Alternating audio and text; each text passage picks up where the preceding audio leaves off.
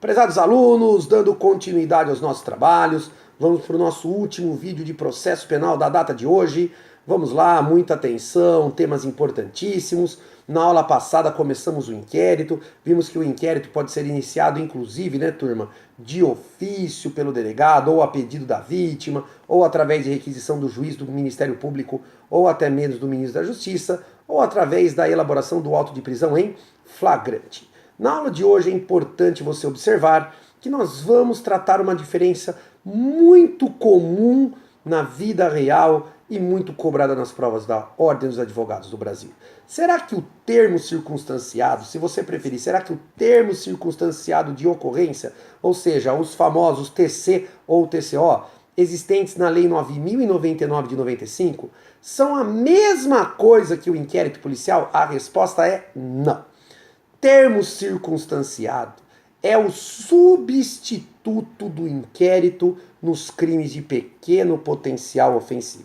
Então, quando o delegado percebe que o crime imputado ao réu é um crime de pequeno potencial ofensivo, ao invés de ele lavrar inquérito policial, ele vai lavrar um termo circunstanciado de ocorrência, o famoso TC ou TCO.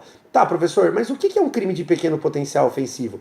Crime de pequeno potencial ofensivo é aquele que tem a pena máxima, menor ou igual a 2 anos, e as contravenções penais. Então, toda vez que o delegado se deparar com um crime de pequeno potencial ofensivo, que é aquele que tem a pena máxima menor ou igual a 2 anos, e as contravenções penais, ele não vai instaurar inquérito. Como regra, ele lavra um TCO, turma. Perfeito? Só que aí que é interessante. Veja, existem exceções? Sim, claro que sim. Em 2 situações, mesmo sendo crime de pequeno potencial ofensivo, o delegado está obrigado a instaurar inquérito. Primeira situação, nos crimes da Lei Maria da Penha. Então, toda vez que o delegado vê que se trata de Lei Maria da Penha, Lei 11.340 de 2006, ele está obrigado a instaurar inquérito. E ainda no crime do artigo 303 do Código de Trânsito Brasileiro, o crime de lesão corporal culposa na direção de veículo automotor. Observem, doutor, lesão corporal culposa na direção de veículo automotor, ele é um crime de pequeno potencial ofensivo. Sim, ele é.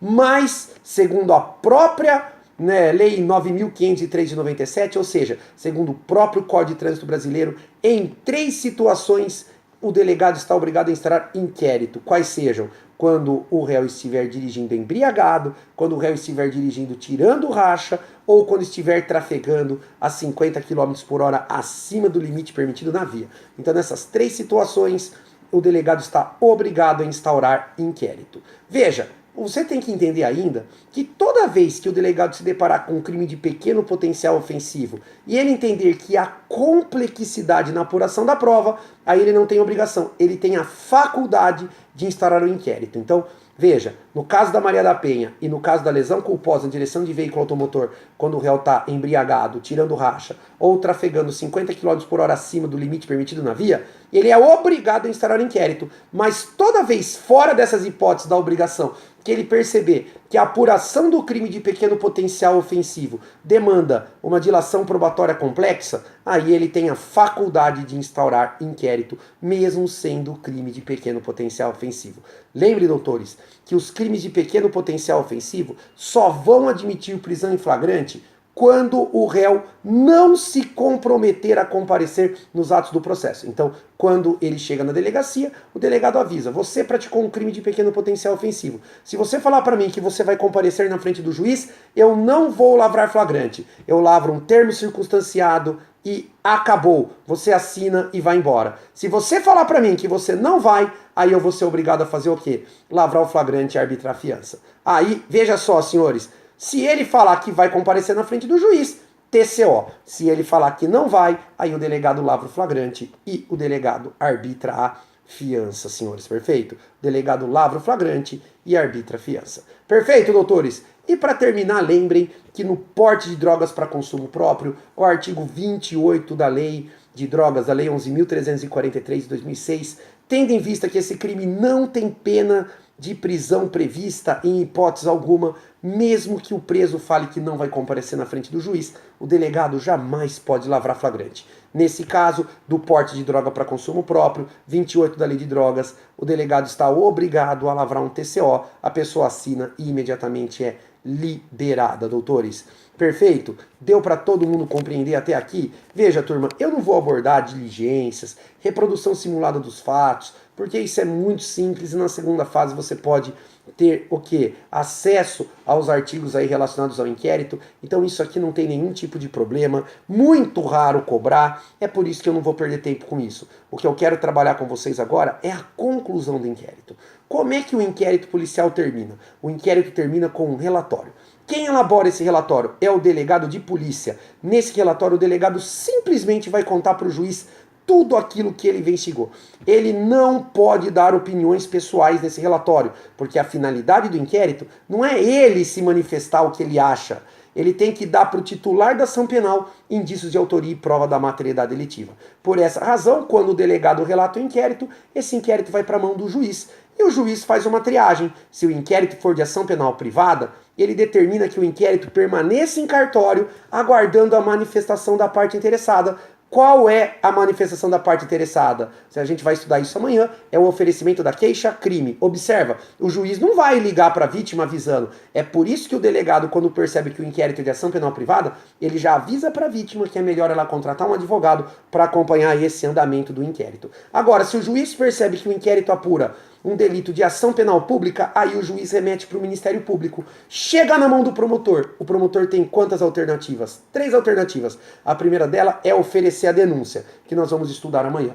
A segunda dela, o promotor pode requerer novas investigações. Ele pode requerer novas diligências. E aí o juiz devolve os autos do inquérito para o delegado fazer essas novas investigações requeridas pelo Ministério Público. Mas o promotor de justiça ainda pode requerer o arquivamento do inquérito. Porque lembra, quem arquiva inquérito no Brasil é o juiz. Promotor não arquiva inquérito. Se o promotor requerer o arquivamento, o juiz tem a opção de concordar com o promotor ou discordar do promotor. Se o promotor pediu para arquivar e o juiz concordar com o arquivamento, o inquérito está arquivado. E cuidado que aqui vem as questões. O juiz arquivou o inquérito a pedido do promotor. Cabe recurso? Não cabe recurso. Por quê? Porque o arquivamento do inquérito faz coisa julgada formal. O que significa isso? Que o inquérito pode ser reaberto se surgirem novas provas, no limite da extinção da punibilidade, que aqui se chama prescrição ou decadência. Então vou repetir. Se o promotor pediu para o juiz arquivar e o juiz arquivou, o inquérito está arquivado, não cabe recurso e essa decisão faz coisa julgada formal, porque o inquérito pode ser reaberto se surgirem novas provas no limite da extinção da punibilidade. Perfeito, senhores? Prescrição ou decadência. Prescrição que você sabe, se assistiu na aula, né, turma, de ontem, varia de crime para crime. Agora, se o promotor pediu para arquivar e o juiz discordar do promotor, ele não concordar com o arquivamento, artigo 28 do Código de Processo Penal, o juiz remete o inquérito para o chefe do promotor. Ele remete o inquérito para o procurador-geral. O procurador-geral, chefe do Ministério Público, ele vai ver quem está certo. Se ele entender que o promotor está certo, ele fala, excelência, com todo o respeito à sua sabedoria, entendo que é caso de arquivamento. Aí o juiz homologa o arquivamento, porque no Brasil quem arquiva inquérito é o juiz. Juiz arquivou, não cabe recurso, porque faz coisa julgada formal, o inquérito pode ser reaberto se surgirem novas provas no limite da extinção da punibilidade, que aqui se chama prescrição ou decadência. Agora, se o procurador entender que o juiz está certo, que não é caso de arquivamento, aí ele, procurador,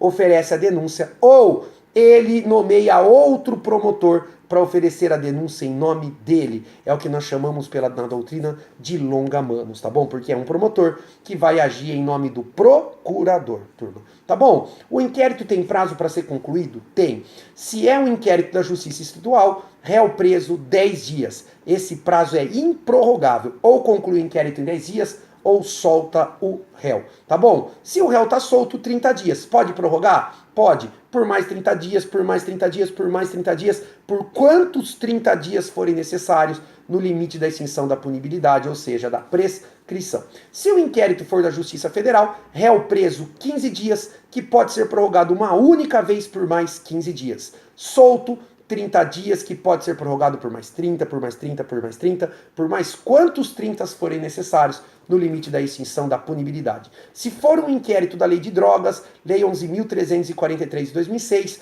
lembra, Lei de Drogas, Justiça Estadual vezes 3. Se o réu está preso, 30 dias. Pode prorrogar uma única vez por mais 30 dias. Se o réu está solto na lei de drogas, 90 dias que pode prorrogar por 90, 90, 90, 90 e mais quantos 90 dias forem necessários no limite da prescrição. E aí, embora a gente vá revisar, eu gosto sempre de lembrar o prazo da prisão temporária. Prisão temporária é a prisão está prevista ali na Lei 7.960 de 89, uma prisão exclusiva da fase de inquérito policial.